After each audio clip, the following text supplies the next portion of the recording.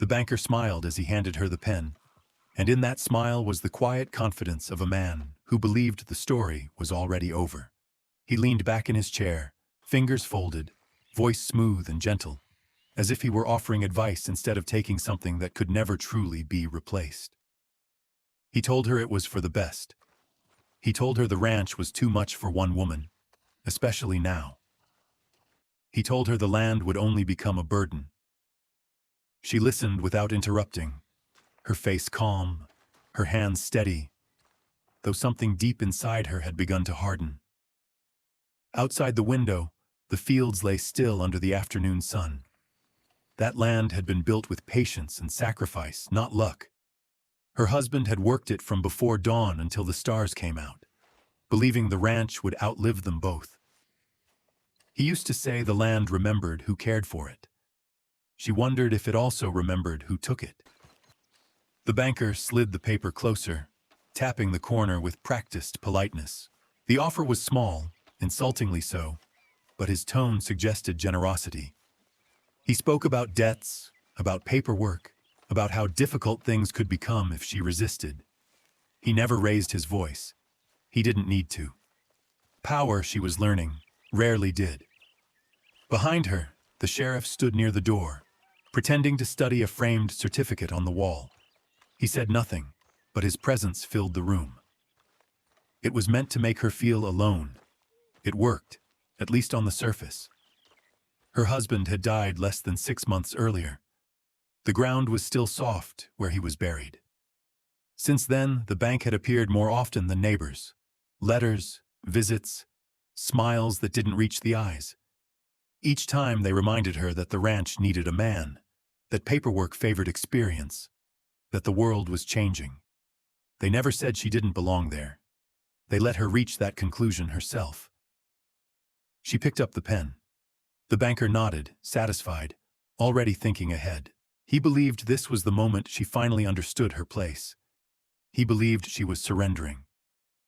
He did not see the quiet calculation behind her eyes, or the way her breathing slowed as her thoughts sharpened. As she lowered the pen to the paper, her mind drifted to the creek that ran through the northern edge of the ranch. Her husband had once spent an entire summer redirecting its flow to save the fields during a dry season. He'd explained every step to her, not because he doubted her knowledge, but because he wanted her to know everything he knew. Back then, she'd listened out of love. Now she remembered out of necessity. The banker cleared his throat. "This will give you peace of mind," he said. "A fresh start." She signed her name. The ink dried quickly, but the moment lingered. The banker took the paper and stood, offering his hand. She shook it. His grip was firm, assured. He believed the story ended there. As she turned to leave, the sheriff opened the door for her. Sunlight flooded the hallway, and for a brief second, she felt exposed, as if the whole town could see what had just happened. The weight of it pressed on her chest, but she did not stop walking. Outside, the wind moved through the trees the way it always had. Life continued, indifferent to contracts and signatures. She paused on the steps, her hand resting on the railing. The ranch was no longer hers on paper. That part was true. But paper, she knew now, was only one version of ownership. The banker watched her go from his office window, already pleased with how smoothly things had gone. He would tell the story later as proof of his fairness, his patience. He would say he had helped a widow make a sensible decision. What he would never know was that the signature he celebrated was not an ending. It was an opening move. She walked down the street with her head held level, passing storefronts she had known for years. Some faces turned away. Others watched without expression. She gave them nothing.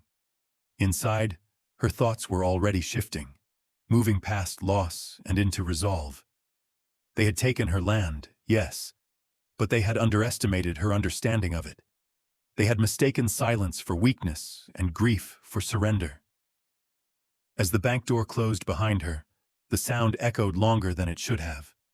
And in that echo, the future began to change. By the fourth morning after the papers were signed, the ranch no longer felt like it was hers to leave.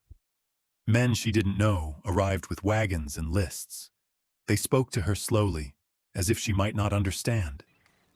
One of them avoided her eyes while reading out what would be taken and what would be left. There wasn't much left. The house emptied faster than she expected, rooms turning hollow, each scrape of furniture across the floor sounding final. She packed what she could carry herself: a few clothes, her husband's hat, papers tied with string. Everything else was pushed aside, tagged, or loaded up without ceremony. When she stepped outside, she saw her animals already gone. The corral stood open, quiet, wrong. That hurt more than the house. She did not cry. Not then. By sundown, she stood at the edge of the road with her belongings stacked beside her. No one offered help. No one asked where she would go. The men left without saying goodbye. The gate closed behind them, not slammed, just shut, like it had always been meant to. She walked. The shack sat on the far edge of town, where the ground turned uneven and the buildings stopped pretending to be permanent. It leaned to one side and smelled of old wood and dust. The door stuck unless you lifted it just right. Inside, the air was cold even during the day. There was a bed frame without a mattress and a table missing one leg. She set her things down and stood still, listening. The silence was different here. Thin, empty.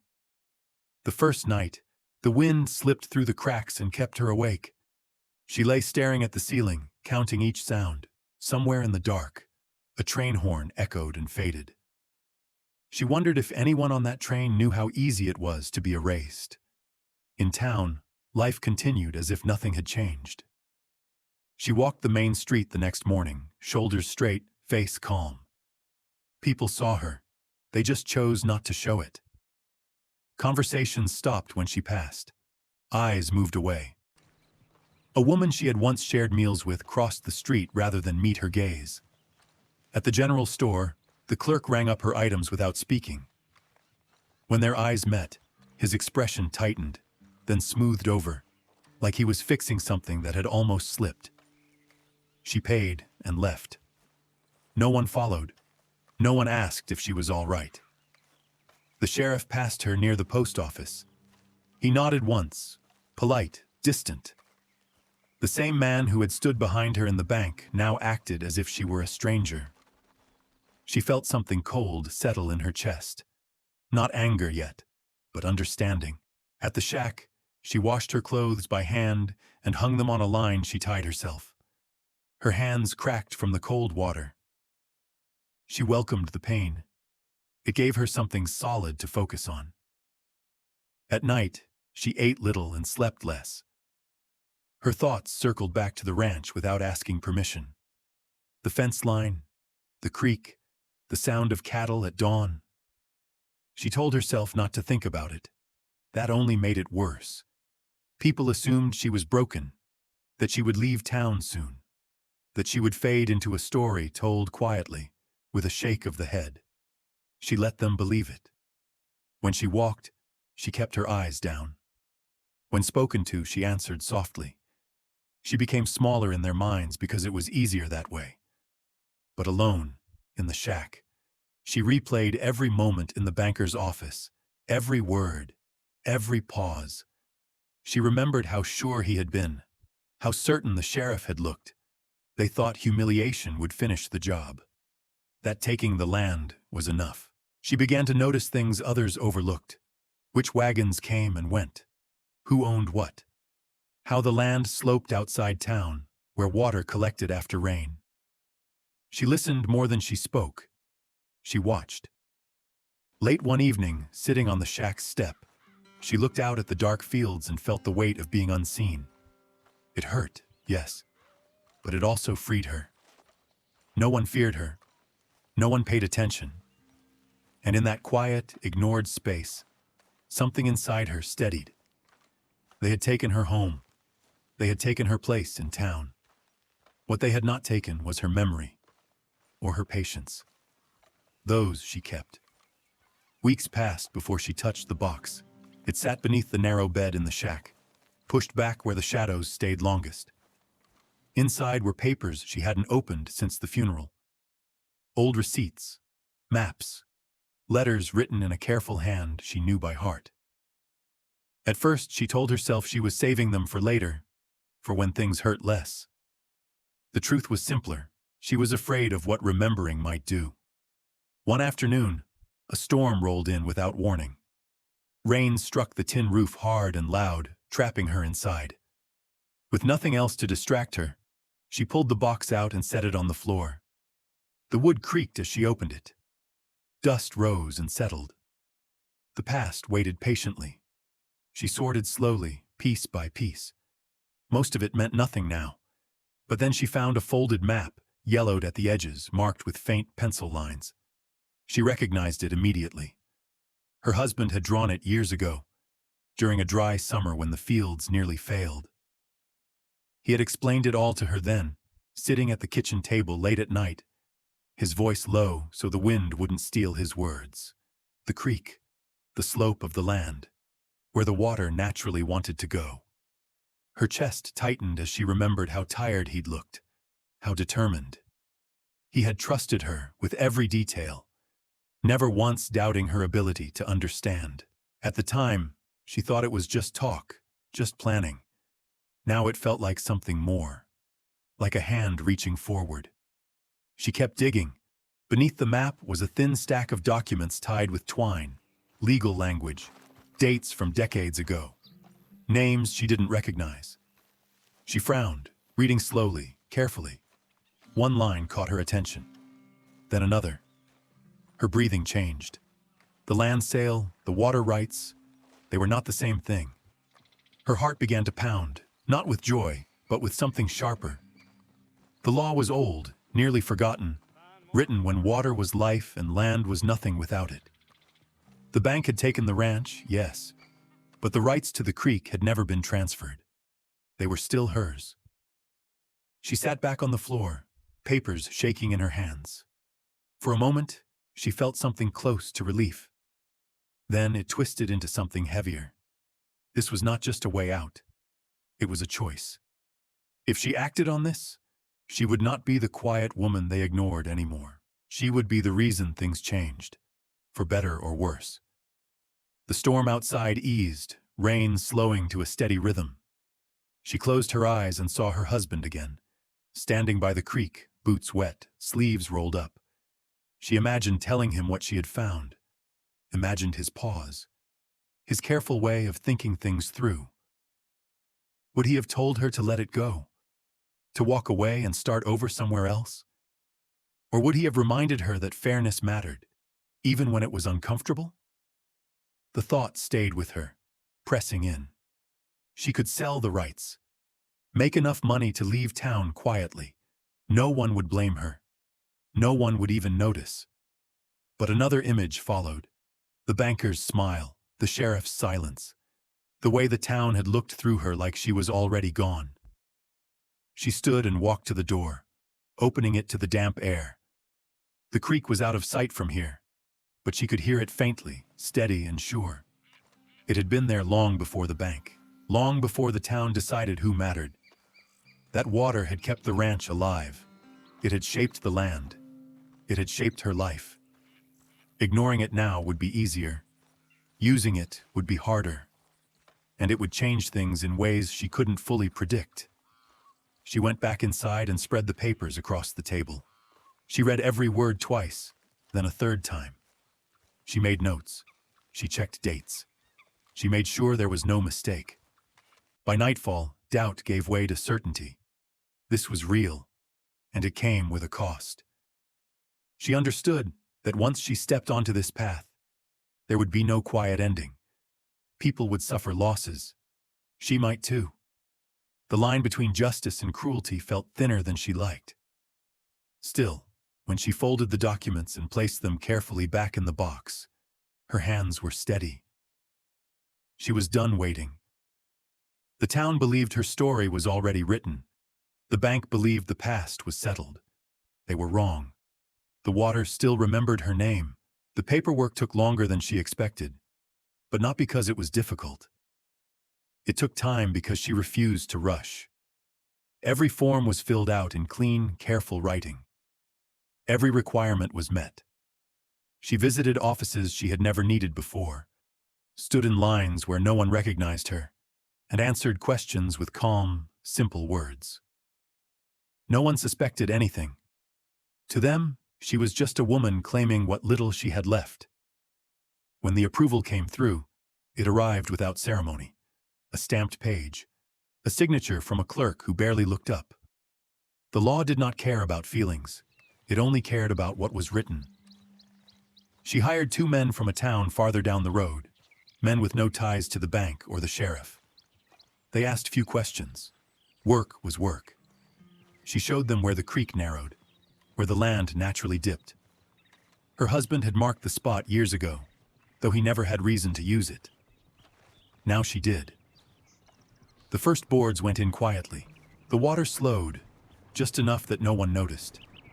Birds still gathered. The sound remained familiar. From a distance, nothing looked different. That was the point. Days passed, then weeks. Grass on the ranch began to lose its color. At first, it was easy to explain away.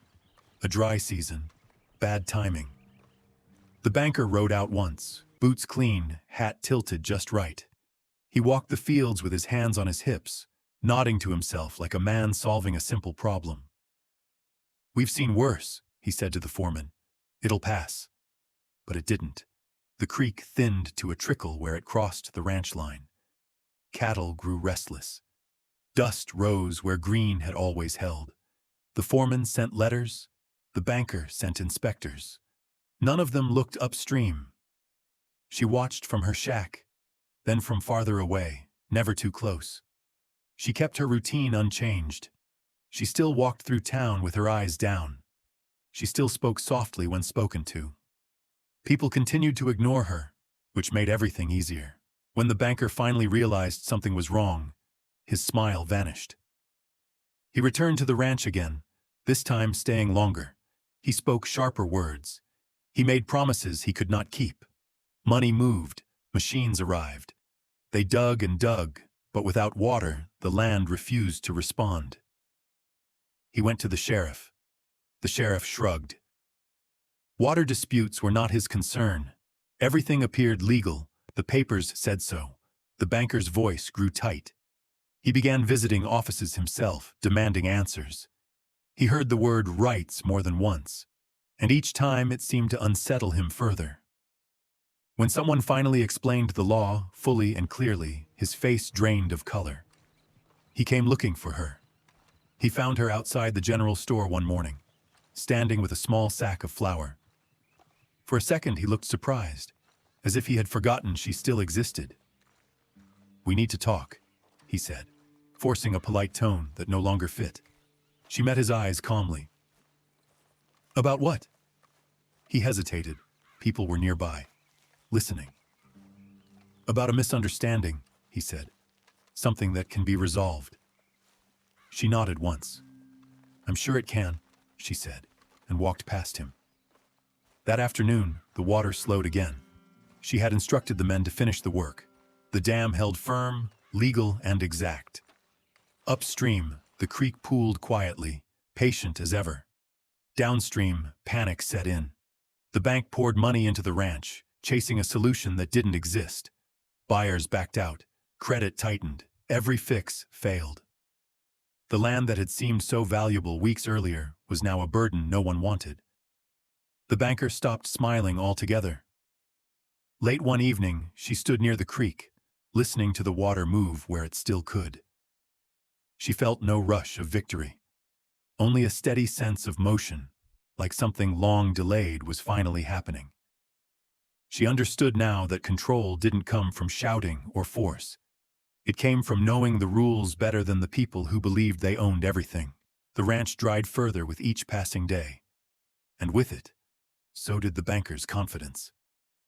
She turned away from the creek and walked back toward the road, her steps unhurried. The trap had closed, not with noise, but with patience, exactly as planned. The auction was held on a clear morning, the kind that usually brought hope with it. Folding chairs were set in uneven rows outside the courthouse, and a small crowd gathered more out of habit than interest. The ranch had once been the pride of the county. Now it was spoken of in low voices, like a mistake everyone wanted to forget. The banker stood near the steps, thinner than before, his suit hanging loose on his frame. He no longer greeted people with easy smiles. His eyes stayed fixed on the ground, as if the answers he needed might be written there. Months of trying to fix what could not be fixed had taken their toll. Money had been spent fast and carelessly. Loans had failed. Partners had walked away. The land that was supposed to secure the future had drained it instead. She arrived quietly and took a seat near the back. No one paid her much attention. To them, she was still the woman who had lost everything, the one who lived in the shack, the one whose story had already ended. She wore a plain coat and kept her hands folded in her lap. If anyone noticed her at all, they didn't recognize her as a threat. The auctioneer cleared his throat and began. The opening price was low, but not low enough. A few people shifted in their chairs. No hands went up. The auctioneer tried again, lowering the number. Still nothing. The ranch had become a risk, and risk made people cautious. The banker swallowed hard.